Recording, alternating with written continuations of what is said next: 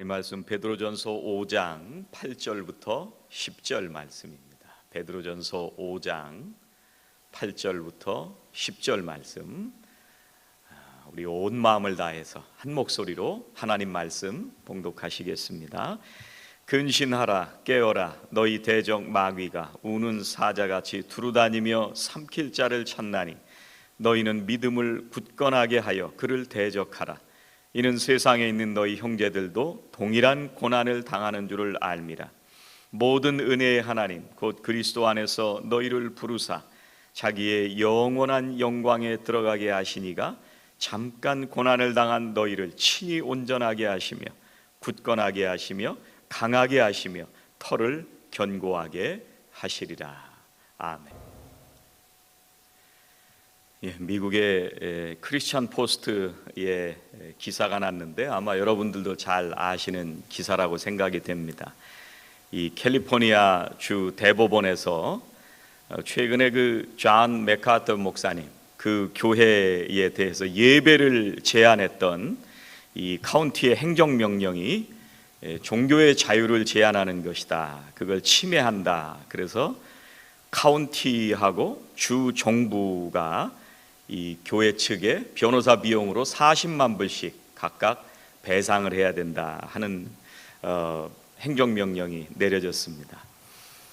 이 LA 카운티에서 이 교회가 건강 질서를 위반했다, 그래서 예배 금지 청구 소송 이런 걸 걸었었고, 교회는 이 캘리포니아 주하고 LA 카운티를 상대로 이 종교의 자유를 보장한 이 수정헌법 제1조를 위반했다, 그래서 소송을 걸었습니다. 그래서 법원에서 교회 측에 손을 들어주었습니다. 그래서 존 맥카터 목사님이 이런 얘기를 했습니다. 교회의 문을 여는 것이 우리의 모습이다. 왜냐하면 우리는 교회이기 때문이다. 그렇게 얘기를 했습니다. 그리고 성도들에게 편지를 보내서 이런 권면을 했습니다. 우리는 어떤 상황에서도 교회가 문을 닫을 수 없다는 사실을 알고 있다. 교회는 건물만 뜻하는 것이 아니며 그리스도의 신부로 진리를 알리기 위해 존재한다. 굉장히 소신 있고 또 굉장히 강한 목사님의 소신을 따라서 교회가 계속 그렇게 예배를 드리고 결국은 재판에 이기게 되었는데, 또 그 교회는 그 교회 나름대로의 또 신앙관이 있고 그렇긴 하겠지만, 우리가 이 시대에 어떻게 신앙생활을 할까 하는 것에 대해서 좀 생각해 볼 수 있는 그런 판결이라고 생각이 됩니다. 이 팬데믹 시대에 기도하는 기도 중에 재미있는 기도가 있는데, 굉장히 우리가 한번 생각해 볼 수 있는 의미 있는 그런 기도가 있어서 우리 성도님들하고 함께 나누어 보려고 합니다. 이런 기도입니다. 우리가 얼마나 서로 거짓과 막말, 쌍욕, 험담을 많이 했으면 터진 입을 마스크로 꼭꼭 틀어막고 살라 하십니까? 우리가 얼마나 서로 다투고 싸우며 시기하고 미워했으면 서로 만나지도 말고 만나더라도 멀찍이 떨어져 거리 두어 만나라 하십니까? 우리가 얼마나 죄를 짓고 더러운 손으로 나쁜 짓을 했으면 어디 가나 소독제로 닦고 흐르는 물에 비누로 깨끗이 씻으라 하십니까? 우리가 얼마나 핏대를 세워 서로 열내거나 열받기에 가는 곳마다 열화상 카메라로 촬영하거나 체온을 재도록 하십니까? 우리의 이웃 간 믿음과 사랑이 얼마나 메말랐으면 만날 때마다 악수도 하지 말고 서로 주먹을 내밀어 부딪히면서 인사하게 하십니까? 우리가 해외에서 무슨 나쁜 짓을 그리도 했기에 귀국하면 무조건 나홀로 격리되어 보름씩이나 자기 반성을 하며 보내게 하십니까? 이제는 서로 사랑하고 겸손하게 살게 하옵소서. 굉장히 의미 있는 기도입니다. 이 시대에 우리가 깊이 해볼 수 있는 그런 기도가 아닐까 생각이 되는데요. 여러분 바이러스에 대해서 너무 그렇게 두려워하지 않으셨으면 좋겠습니다. 확진자가 산타클라라 카운티에 몇 명이니, 사망자가 몇 명이나 나왔느니, 변이 바이러스가 어떻느니, 우리가 죽을지도 모른다, 이렇게 너무 그렇게 얘기 많이 안 하시면 좋겠어요. 그런데 반대로 이 바이러스를 너무 만만하게 생각하고 우습게 보지 않으셨으면 좋겠어요. 여러분 조심하셔야 됩니다. 저는 우리 성도님들에게 대면 예배를 시작하면서 백신을 맞으시라고 말씀을 드렸습니다. 이게 우리 서로를 보호할 수 있는 방법입니다. 나를 위해서도 그렇고 다른 모든 사람들을 위해서도 그렇습니다. 마음을 다해서 우리 성도님들에게 깊이 권고를 드립니다. 혹시 자녀들 가운데 백신을 안 맞은 자녀들, 또 여러분들 가운데 혹시 백신을 안 맞으신 분들, 다음 주에 우리가 대면 예배를 다시 시작하게 될 텐데 다음 주에 나오기 전까지 꼭 맞고 오셨으면 좋겠어요. 애들도 대면 예배 하잖아요. 잔슨룸에서 대면 예배를 하는데 자녀들 가운데도 혹시 안 맞은 자녀들이 있으면 이번 주 안에 어포인트해서 빨리 맞으시면 좋겠어요. 여러분 요즘 백신 맞기 쉽습니다. 100만 불이 드는 것도 아니고 공짜입니다. 공짜. 여러분들에게 또 한 가지 부탁드리고 싶은 것은 민감하시라고 부탁드리고 싶어요. 두려워할 건 아니지만 너무 그거에 대해서 막 나쁜 얘기들만 하고 그런 필요는 없지만, 그러나 민감하시라고 말씀을 드리고 싶어요. 내가 열이 난다, 그러면 조심해야 됩니다. 지난 수요일 날 제가 소파에서 잠들었다가요, 중간에 새벽에 한 2시, 3시쯤 깼어요. 그래가지고 이게 마루는 춥잖아요. 그래서 제가 몸이 온도가 떨어지기 시작하면 분명히 감기 들거든요. 그래서 방에 들어가서 이제 새벽 기도 가기 위해서 4시 20분에 시간을 맞췄는데 그 2시간 정도 남짓, 1시간 반 남짓을 자면서 담요를 덮고 자는데도 몸에 막 오싹오싹하면서 떨려요. 중간에 방에 들어가서 잠을 잤는데 아침에 일어나서 걱정되는 거예요. 혹시 감기 증세가 있으면 어떡하나. 요즘은 이 바이러스하고 감기하고 구분이 안 돼가지고 이게 혹시 내가 감기 걸렸는데 남들에게 피해를 주면 어떻게 하나.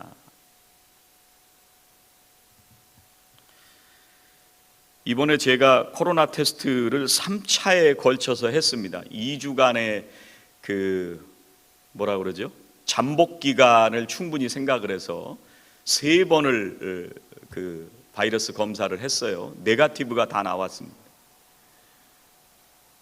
이게 제가 이렇게 지나치게 3번씩이나 검사하는 이유는 뭐냐면, 여기 와서 방송을 하고 있는 우리 강기웅 성도님이나 폴 집사, 또 김상욱 집사, 이런 분들에게 제일 첫 번째 걱정이 되고, 예배당 안에 나오게 될 우리 성도님들에 대한 사랑하는 마음입니다. 이렇게 지나치게 왜 하느냐, 그분들에게 피해가 가지 않도록 제가 스스로 먼저 조심하는 거예요. 서로 배려하기 위해서. 여러분, 하나님께서 우리를 공동체로 부르셨는데 우리가 모든 사람들에 대해서 배려할 필요가 있습니다. 여러분 항상 조심하시고 민감하시기를 바랍니다. 내가 열이 난다, 그러면 가정에서 예배 드리시고, 또 그러나 두려움 없이 나와서 대면 예배 드리고 하나님을 찬송하고 예배하고, 여러분들 소신 있는 신앙인들이 다 되셨으면 좋겠어요.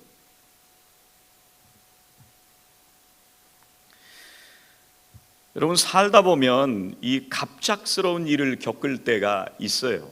그럴 때마다 우리가 처음에는 당황하고 놀라기도 하고 고통스럽기도 하고 근심하기도 하고 염려하기도 합니다. 그리고 스트레스를 얼마나 받는지 몰라요. 왜 이런 일이 생겼을까? 이런 일들을 겪을 때마다 우리가 어떻게 살아가야 되는가? 우리 신앙인다운 모습으로 어떻게 살 것인가?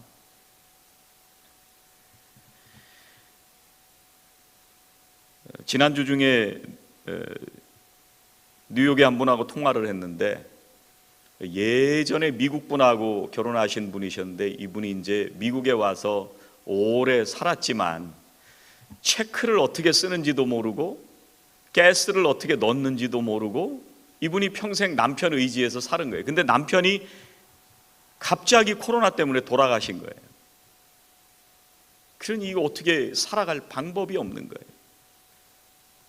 그래서 예전에 제가 한 10년 전에 그 가정을 만나서 같이 얘기를 할 때 무슨 얘기를 하냐면 그 남편이 그런 걱정을 하길래 걱정하지 마십시오. 교회가 있고 또 그 주변에서 돌보는 속회 식구들이 있습니다. 걱정하지 마십시오. 다 속회 식구들이 알아서 해줄 겁니다. 웬걸요? 속회가 모이질 않으니까요. 돌보기는커녕 혼자 내동댕이 채져가지고요. 얼마나 안타까운지 모릅니다. 여러분 속회 잘 하셔야 됩니다. 그냥 일주일에 한번 형식적으로 만나는 게 아니라 우리가 진짜 가족같이 만나는 거예요. 정말 의지할 곳 없이 남편이 죽는다면 그 부인을 속회 식구들이 내 식구처럼 끝까지 돌봐야 됩니다. 무한 책임을 가지고 있는 사람들이 속회예요.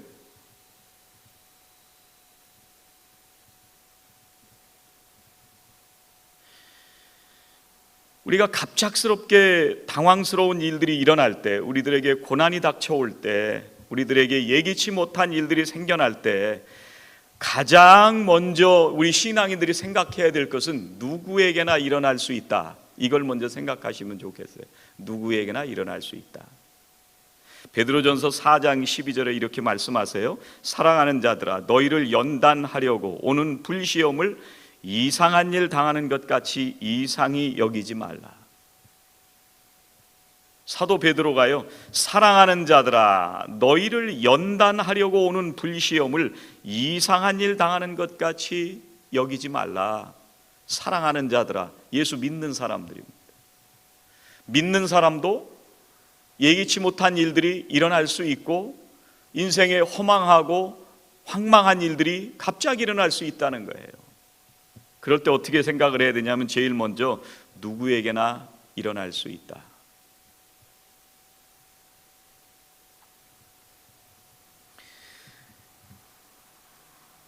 왜 이런 일이 일어나느냐? 사랑하는 자들아 너희를 연단하려고 오는 불시험, 여기 연단이란 말이 나오는데요. 이 말이 이제 똑같은 말이 어디에 나오냐면 디모데후서 2장 15절에 나와요.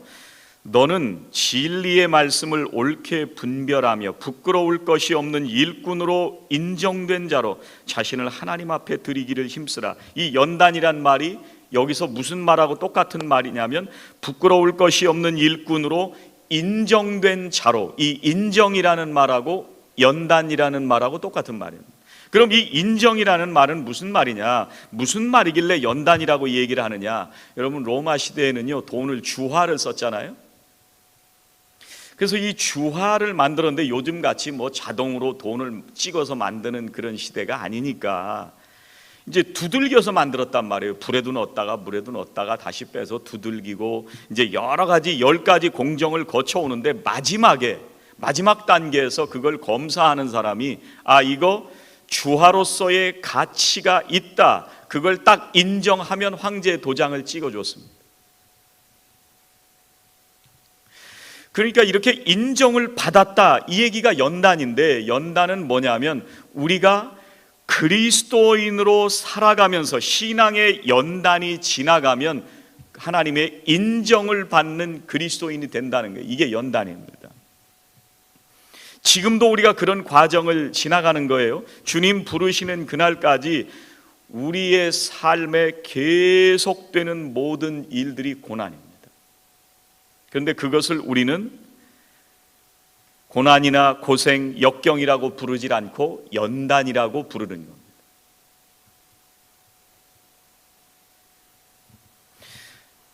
여러분, 내가 잘못해서 당하는 고통도 있습니다. 내가 잘못해서 겪는 고통을 고생이다 이렇게 얘기를 하는데 예수님 때문에 당하는 고통이 뭐냐면 고난이에요. 예수님 때문에 하나님의 말씀대로 살려고 하다가 겪는 어려운 일들이 고난입니다. 하나님의 자녀답게 살려고 하니까 고난이에요. 여러분, 마태복음 14장에 예수님께서 제자들한테 바다 건너로 가라 그렇게 말씀하시잖아요. 분명히 예수님이 가라고 말씀을 하셨는데 제자들이 가다가 풍랑을 만납니다.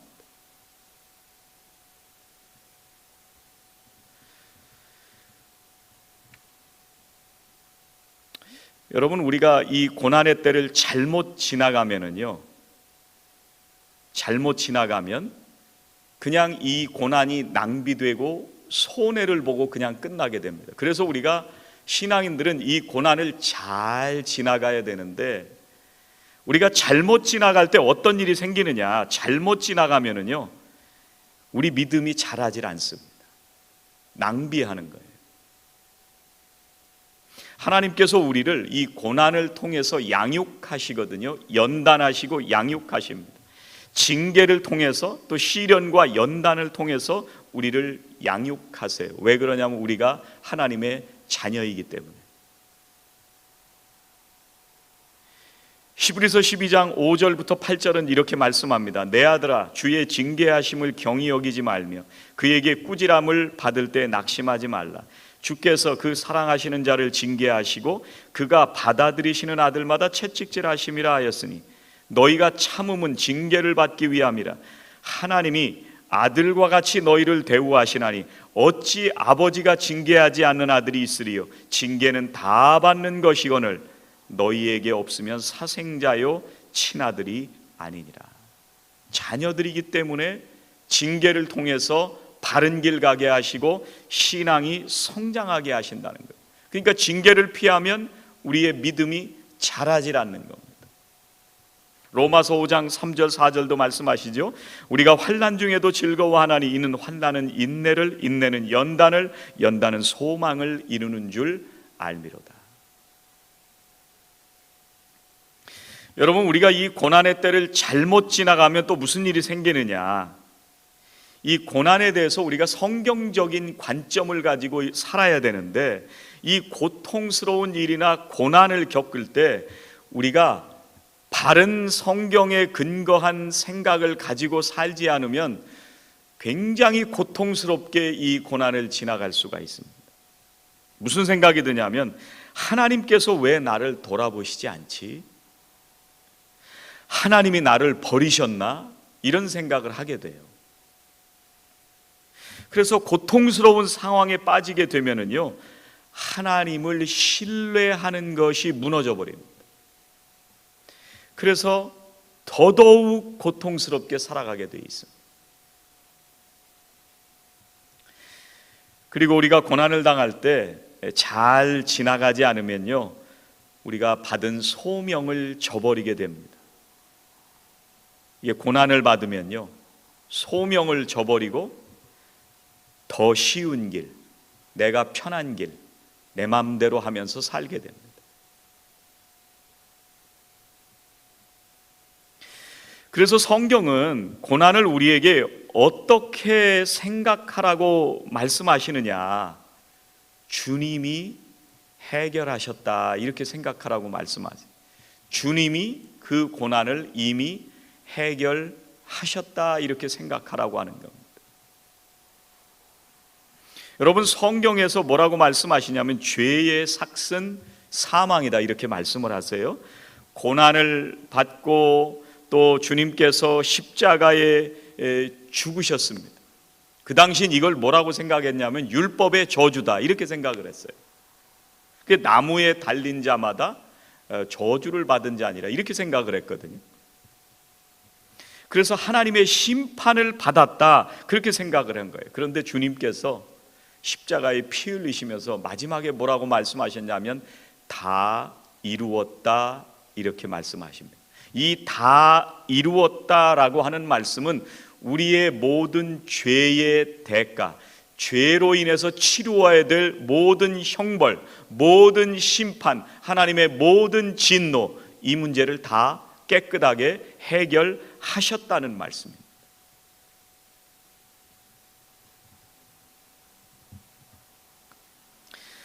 여러분, 고난이라고 하는 거는요, 하나님께서 사랑하시는 자녀들을 거룩하게 길러내심. 우리가 믿음 안에서 말씀 안에서 살아갈 때, 고난이 닥쳐올 때 그 고난을 통해서 우리의 믿음이 성숙해 가도록 하나님께서 우리를 도와주십니다.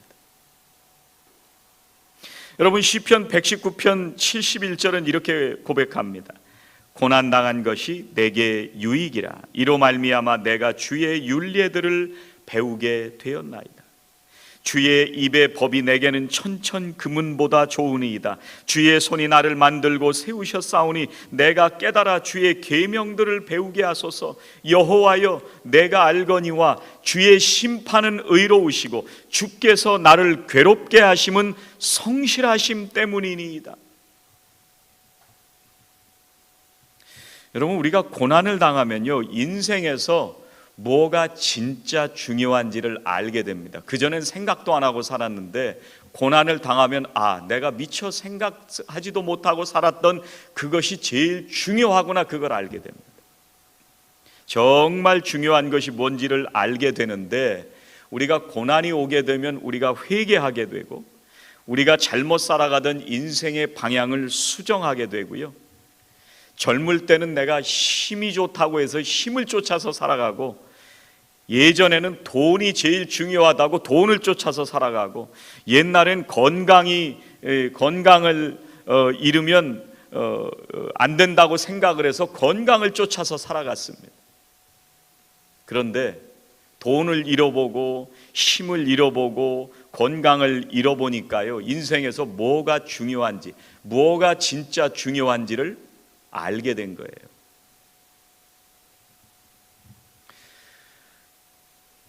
여러분, 오늘 함께 예배하시면서 오늘 하나님 말씀 앞에서 뭐가 진짜 중요한가? 내가 그렇게 신경 쓰고 살아가는 게 정말 내가 신경 쓰고 살아야 될 건지, 내 인생에서 정말 뭐가 진짜 중요한 건지, 이걸 깨닫는 은혜가 있으시기를 주의 이름으로 축원합니다.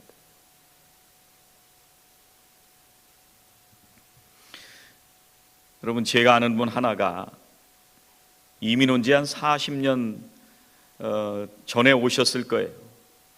한인타운에서 식당을 하면서 많이 벌었는데 이제 좀 여유가 생길까 했는데 그만 암이 걸려서 죽게 생겼어요.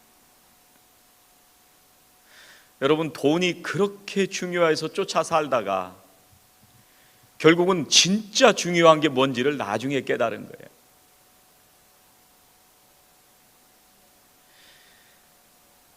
여러분, 좀 전에 봉독해드린 시편 119편 75절에 이렇게 말씀하세요. 주께서 나를 괴롭게 하심은 성실하심 때문이니이다. 하나님이 성실하시다는 거예요. 우리를 괴롭게 하시는데, 그런데 이렇게 하시는 이유는 하나님이 성실하시기 때문이라는 거예요. 우리는요, 다른 사람들을 대할 때 괴롭게 할 때가 있습니다. 다른 사람들의 삶을 고쳐준다는 명분으로 다른 사람들을 정죄하고 비판하고 못 살게 굴 때가 있습니다. 또 자녀들을 양육하다가도 우리는 지칠 때가 있고 절망할 때가 있고 포기할 때가 있습니다. 그런데 하나님은 뭐라고 그러세요? 신실하시다, 성실하신 하나님이다. 이 성실하시다는 얘기는요, 하나님께서 우리를 위해서 가장 좋은 것을 예비하시는 분이시라는 거예요. 우리에게 가장 선한 길을 가도록 오늘도 포기하지 않으신다는 말씀이에요. 그래서 주께서 나를 괴롭게 하심은 성실하심 때문이니이다. 우리는 괴롭게 하고 끝나지만, 우리는 뭐 좀 하는 것 같다가 내팽개치지만, 근데 하나님은 끝까지 버리지 않으시고 성실하시다는 거예요.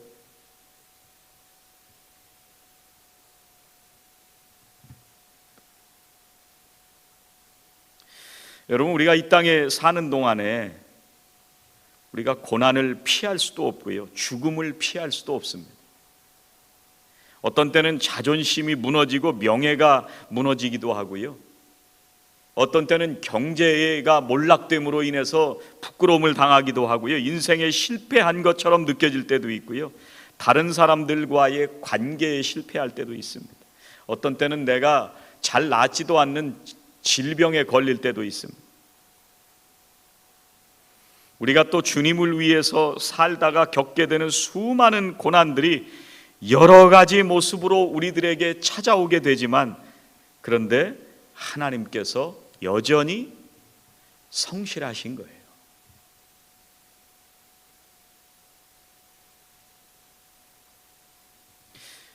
우리가 대부분 우리가 고난을 당하면 어떻게 생각하냐면, 내가 뭘 잘못했을까? 어려운 일이 닥쳐오면은요, 내가 뭘 잘못했나? 그런 생각을 우리가 하게 되는데요. 앞으로는 그러지 마세요. 주님께서 십자가에서 해결하셨습니다.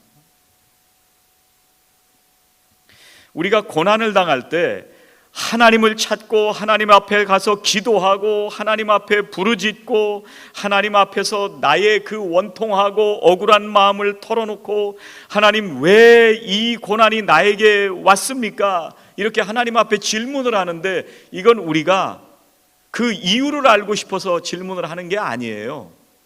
하나님, 내가 왜 이런 고난을 겪어야 됩니까? 이유라도 좀 알고 싶습니다. 이유를 알고 싶어서 하나님 앞에 가서 울부짖는 게 아니고요. 내가 여전히 고난 가운데 있지만 하나님께서 나를 성실하게 붙들어 주시고 계시다는 그 하나님을 경험하게 해주세요. 그래서 나가서 기도하는 거예요.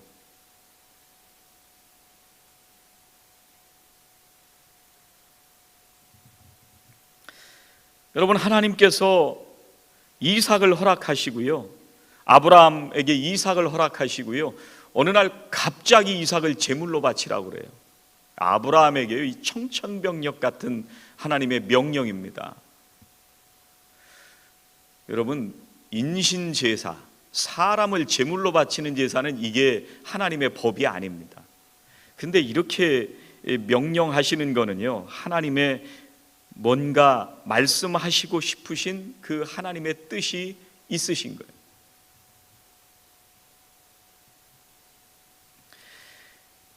아브라함이 이삭을 번제단을 쌓아놓고 제물로 잡으려고 하는데 하나님께서 멈추게 하십니다. 그리고 양을 준비해 주십니다.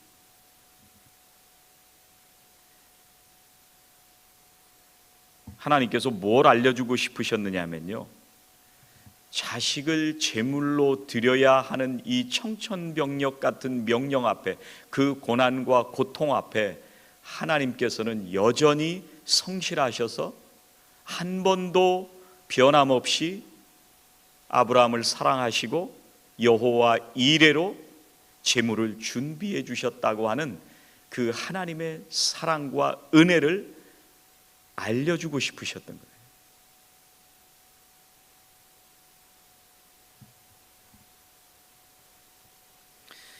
여러분, 그래서 신앙은요, 이해로 하는 것이 아니라 믿음으로 하는 겁니다. 이렇게 말씀을 드리면 그냥 이해도 하지 말고 무조건 믿어. 옛날엔 그런 얘기 했지만 하나님께서 우리에게 그렇게 무모하게 믿게 하시는 게 아니고요, 우리가 하나님의 말씀을 깊이 묵상하고 연구하고 또 기도하는 가운데 하나님의 뜻을 분별하고 그 뜻을 따라가는 습관은 우리들에게 굉장히 중요한 경건훈련입니다. 그런데 이해하지 말고 믿으라는 얘기는 무슨 얘기냐면, 어떤 때는 이해가 안 되는 일이 있을 때가 있어요. 그런데 뭘 믿어야 되냐면, 우리에게 닥쳐오는 이 수많은 고난 속에서도 하나님은 성실하시다는 것을 믿으라는 거예요. 그게 이해하려고 해서 이해되는 게 아니에요. 성실하신 하나님을 믿어지게 될 때 믿게 되는 거예요. 그래서 성령의 은혜가 필요한 거예요. 로마서 1장 17절은 이렇게 말씀하시죠. 복음에는 하나님의 의가 나타나서 믿음으로 믿음에 이르게 하나니 기록된 바 오직 의인은 믿음으로 말미암아 살리라 함과 같으니라. 뭐라고 말씀하세요? 오직 의인은 믿음으로 말미암아 살리라. 뭐로요? 믿음으로. 그런데 오직 의인은 이해로 말미암아 살리라, 이렇게 말씀하시지 않았어요. 오직 의인은 믿음으로 말미암아 살리라. 어떤 때는요, 우리가 이해되지 않는 수많은 일들이 일어납니다. 그런데 우리가 성실하신 하나님을 믿고 신뢰하고 가는 겁니다. 이해하려고 하지 말고 믿어지시기를 주의 이름으로 축원합니다. 하나님을 신뢰하시기 바랍니다. 여러분, 사탄은 끊임없이 우리를 속이려고 합니다. 뭐라고 속이냐면, 하나님이 나를 사랑하셔서 나에게 절대 나쁜 일이 일어나지 않게 하실 거야. 내가 예수 믿으면 절대로 나에게 나쁜 일이 일어나지 않아. 이렇게 사탄이 꼬시는 거예요. 우리가 이렇게 믿고 있는데 나쁜 일이 일어나면 무슨 생각이 드냐면, 하나님 믿을 수가 없네. 약속하셨는데 다 거짓말이네. 하나님 말씀 가짜네. 하나님과 멀어지게 되는 거예요. 이게 사탄의 목적입니다. 여러분, 창세기 50장에 유명한 얘기가 나오죠. 요셉이 애굽의 총리로 있을 때 형들이 찾아갑니다. 그 동생인 걸 알았어요. 벌벌 떨면서 그 앞에 떨고 있는데 요셉이 이렇게 얘기를 해요. 당신들은 나를 해하려 하였으나 하나님은 그것을 선으로 바꾸사 오늘과 같이 많은 백성의 생명을 구원하게 하시려 하셨나니. 당신들은 악하게 했는데 하나님은 선으로 바꾸셨대요. 악을 선으로 바꾸셨는데, 이 얘기를 다른 얘기로 하면 무슨 얘기냐면, 내가 노예로 팔려갔을 때도 하나님은 여전히 나를 성실하게 지켜주셨습니다. 이런 고백이에요. 이 말을 더 다른 말로 바꾸면, 하나님은 내가 감옥에 있을 때도 나를 버리지 않으시고 나를 지켜주셨다. 그러니까 그동안 지나온 모든 시간들이 형들은 나에게 악하게 했는데 하나님은 그걸 선으로 바꾸신 거예요. 내가 지금 이해도 되지 않는 고난의 때를 지나고 있는데 하나님은 시간이 지나가면 반드시 그걸 선으로 바꿔주시는 날이 반드시 온다는 거예요. 왜냐하면 성실하신 하나님이시니까.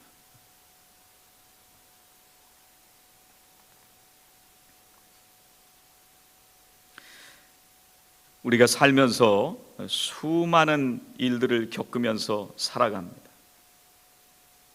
그런 수많은 일들 가운데 여전히 우리를 사랑하시는 하나님을 기억하시고, 오늘도 여전히 성실하신 하나님을 기억하시고, 여러분의 인생이 하나님을 온전히 신뢰하시는 복된 인생 되시기를 주의 이름으로 축원합니다. 기도하시겠습니다. 하나님, 오늘도 성실하신 하나님 앞에 나왔습니다. 어떤 때는 이해도 되지 않는 일들을 겪으며 지나갈 때 여전히 하나님은 성실하신 하나님임을 신뢰하게 하여 주시옵소서. 오늘도 우리를 연단하여 빚으시고 성숙하게 하여 주시는 그 하나님을 세상의 그 어떤 것보다도 사랑하며 두려움 없이 하나님의 말씀에 순종하며 살아가는 믿음의 백성들 다 되게 하여 주시옵소서. 예수님의 이름으로 기도하옵나이다. 아멘.